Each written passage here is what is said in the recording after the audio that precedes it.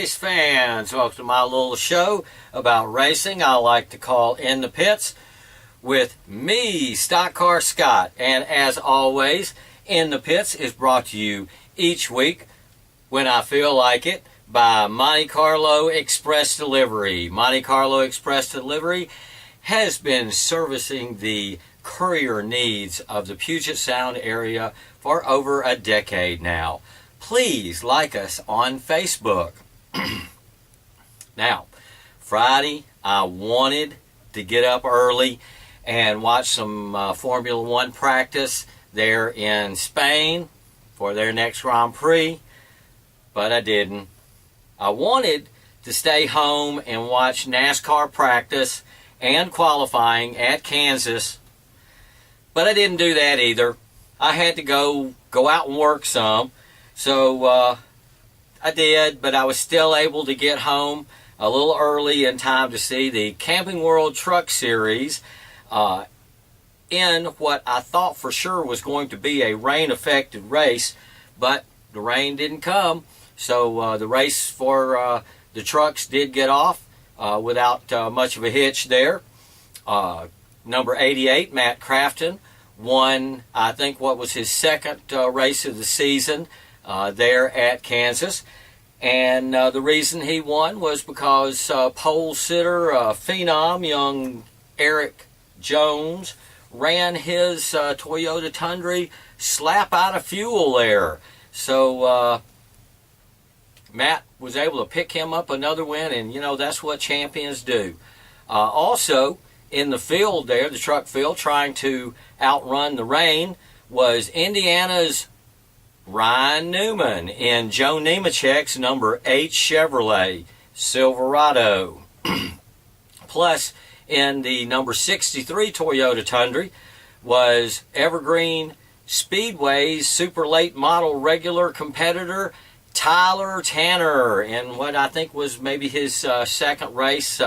It's always fun watching a local driver on TV, somebody that I've actually met, you know, there on TV. It was really nice. And you know, Tyler finished a respectable 15th in that race, which, like I said, I think was his second Camping World Truck Series start there. And the other guy I was talking about, Ryan Newman, well, he's a Cup veteran, so he finished a little bit better there in second place. Also, past Evergreen Speedway Summer Shootout winner, I think from the last one that they had there, old Cameron Haley, he started his Toyota Tundra in the 8th position and finished 5th. And let's see, in points, that means that in truck driver points, Matt Crafton still is in first place with that win.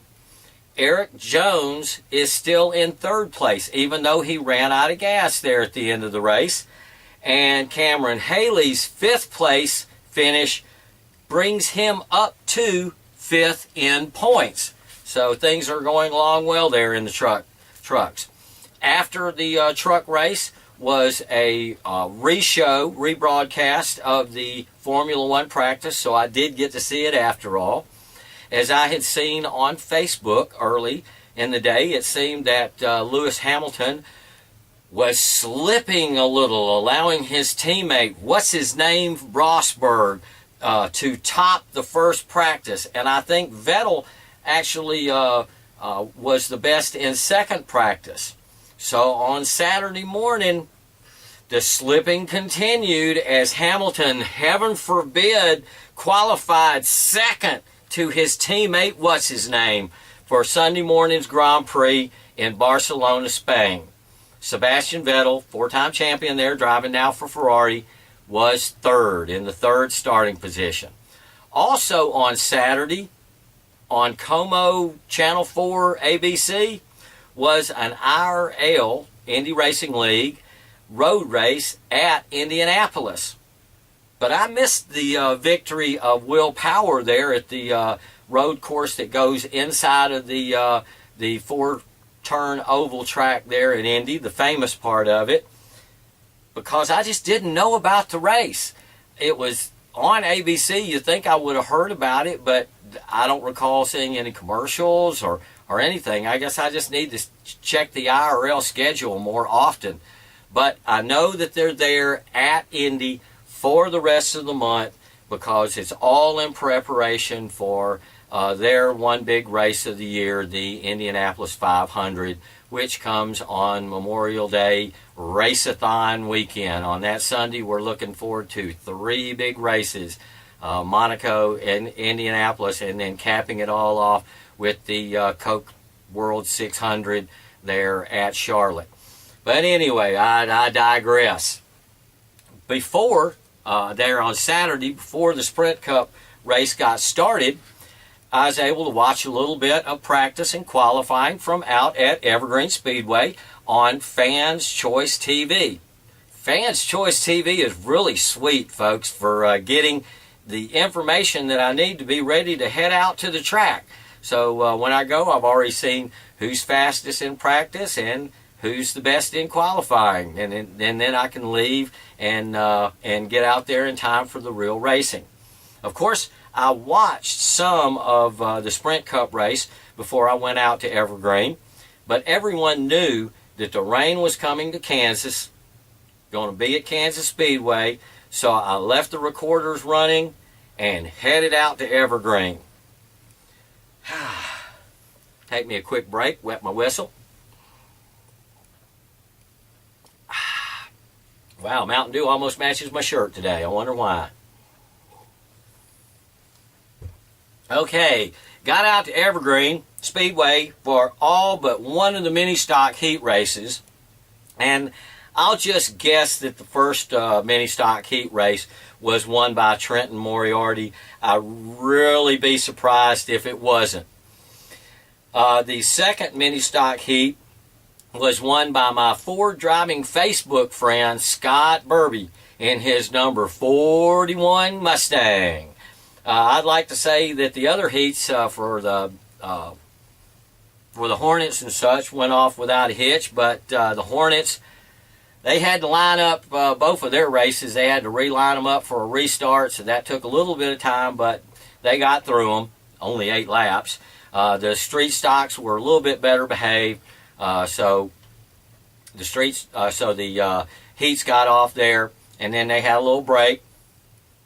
Then came the mains. The mains were some good racing.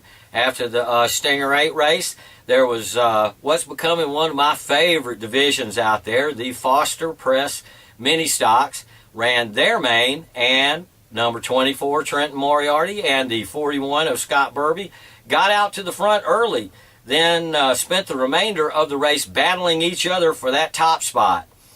Of course, the 24 won out again, but I tell you, Scott Burby did not make it easy on him. He probably painted the back of that VW a little bit green there, but it still kept it good fun racing, and it was really a good race.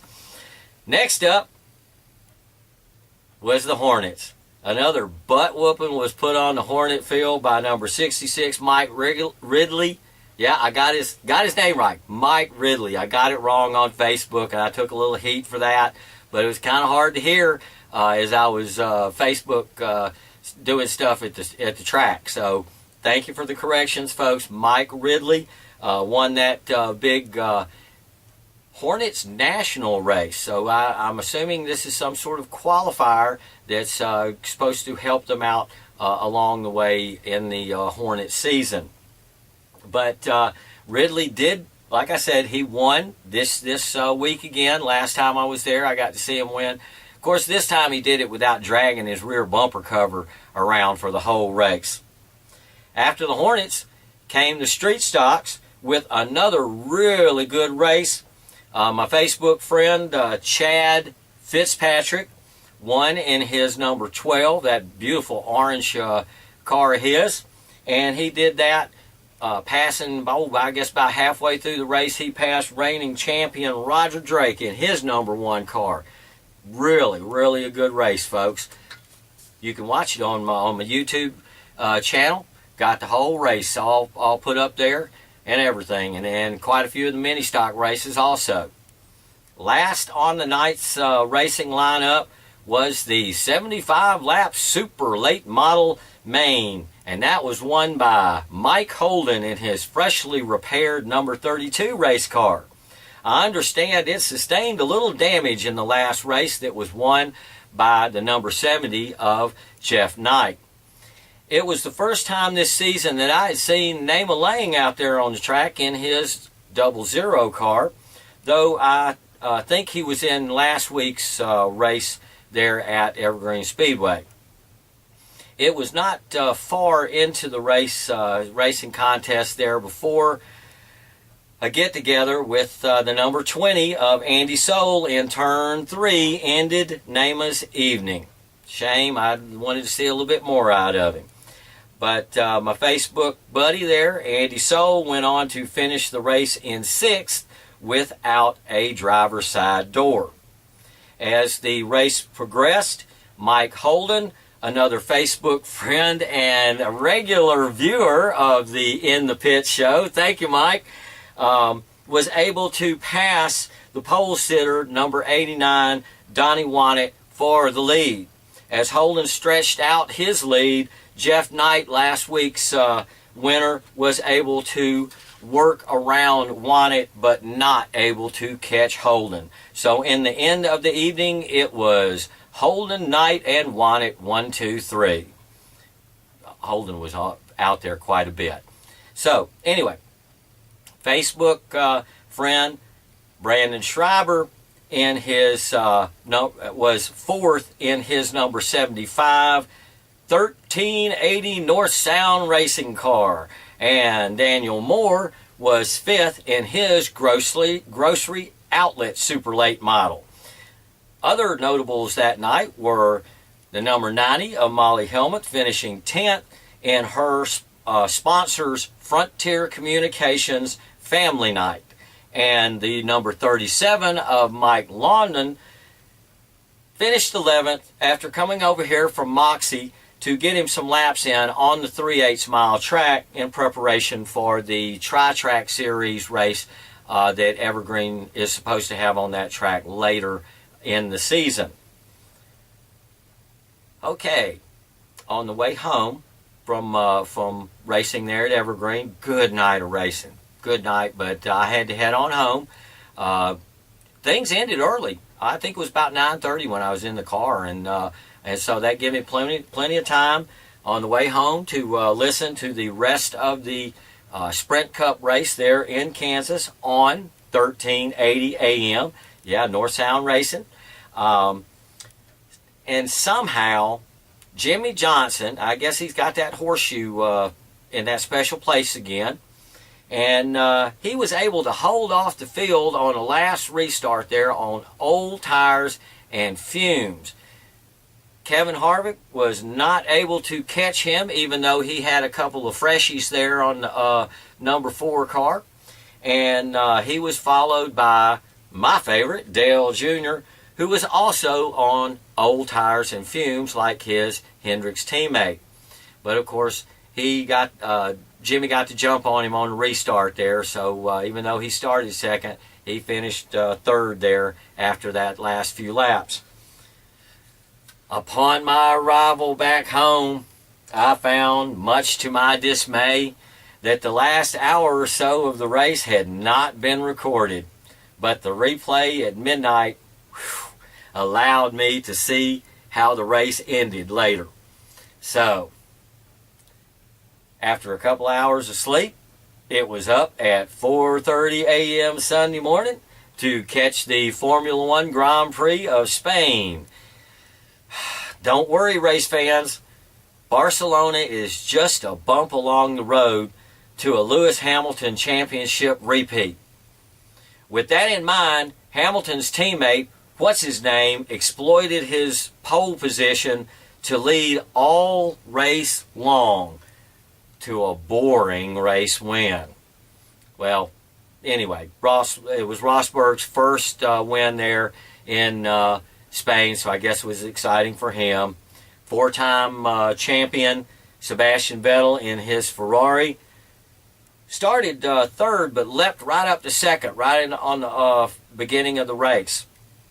And he was able to hold that position in second during most of the race, but towards the end, Hamilton was able to regain second, his original starting position, by the end, which gave the podium a familiar look with Vettel, Hamilton, and what's his name there. The win allowed Rosberg to close up on Hamilton, but Hamilton still has almost a race wins lead in the points over his teammate. Next up for F1 is in a couple of weeks, like I said, during the Memorial Day weekend Raceathon. That is F1's annual event through the streets of Monaco, part of it being past the casino there at Monte Carlo, my favorite place in the track there. Oh, what's his name? Won there last year in he's German, but his adopted home there is Monaco. In fact, he went to school there, and I think part of the track actually goes by the school where he learned his ABCs. He'd like to win there again this year, but I'm sure that Lewis Hamilton and Sebastian Vettel, as well as the rest of the F1 field, with folks like Valtteri Bottas and Felipe Massa, I'm sure they want to win there at Monaco too. So we'll just have to see what happens in a couple of weeks. Next weekend for NASCAR is All-Star Weekend, starting with the Camping World Truck Series on Friday, and also they have a couple of the All-Star qualifying races before the truck race. So you have to do a little searching there on Fox Sports 1, and you'll see qualifying races for those who aren't already qualified for the All-Star race, and then the truck race. And then on Saturday, the best drivers in NASCAR race for $1 million. Yeah, and no points. It's all out, shares or records, or at least it's supposed to be, with a no points event, and $1 million to the winner. So that night will probably get recorded. At least I hope it does, because there's a 100-lap super late model race down at South Sound Speedway, where I don't think they'll get paid $1 million, but they will race just as hard as if they were. And that's not just the super late models, but also a bunch of other divisions. I think Legends, Vintage Modifieds, a couple other groups are there. So that should be fun.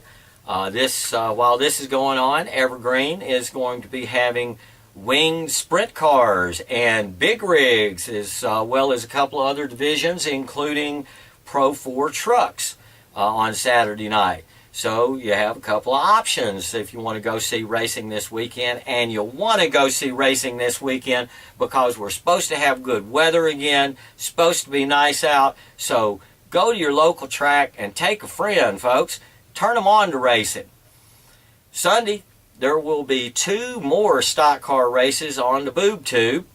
First off, in Toledo, Ohio, will be the ARCA Series races live there on CBS Sportsnet, and I'm really looking forward to that because that's one of the races that Kenny Schrader drives in, and also I love getting to see ARCA on live TV. Then after that is the Fox Sports 1 is going to have the Iowa Xfinity race, and that's always a really good race. I'm sure a couple of Sprint Cup drivers will fly out to Iowa after the All-Star festivities there in Charlotte, and this is because Rusty Wallace has built a nice little short track speed palace there. It is one of the nicest short tracks in the country that he's built there in Newton, Iowa. It's got safer barriers all a way around the outside wall. It's got progressive banking. It's a wonderful little track. Hopefully, like Kevin Harvick says, hopefully NASCAR's Cup Series will go there sometime. I wouldn't be surprised to see Kevin racing there on Sunday. Also, the K&N Pro Series East and West Combo will be racing there on Saturday. That's held there each year. They have that combination race. And we should be able to see that one on NBC Sportsnet sometime the week after, I do believe the 21st of May. That's a Thursday. Stanley Cup hockey willing, if they'll allow it. But they'll show it sometime. Like I said, super late models, 100 lapper this weekend at South Sound. That's probably where I'm going to go. I hear last week there was some really fun racing there with the late models, and number 17, Cody Erskine, got him another late model win for this season. Hopefully this weekend with the super late models, somebody can provide some competition for the number 9 of Kelly Mann. Hopefully. But we'll see. We'll go see what's going to happen. Because you never know how a race is going to turn out until they race the race. That's why they don't just call them ends. They call them races. Because you race to the end. Anyway, I digress. Go off script. That's what happens sometimes. Anyway, I hope to see some of y'all race fans at South Sound Speedway this weekend. And I hope I don't have any problems recording the All-Star race so I can see Junior win in the Diet Mountain Dew car. And I've heard that the weather's supposed to be really good for this weekend. So go to the track. Watch cars go fast. Take friends with you. You'll have a great time. That's what I'll be doing on the day after this coming Palindrome Day. Yes, Friday is a palindrome day, 5/15/15. The way most people write dates, either way you write it, it's 5/15/15. So it's a palindrome day. I write my dates military style, as you may have noticed on my postings of races, so it doesn't really count.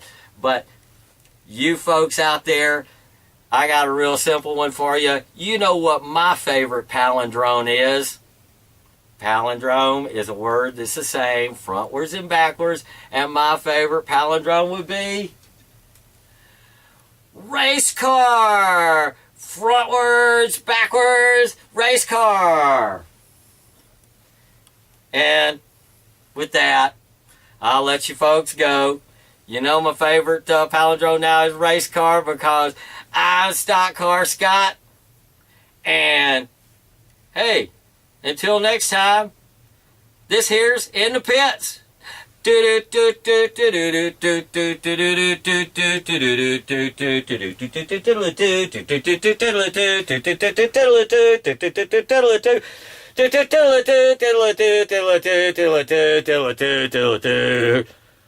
Okay, folks, until next time, thank you for watching.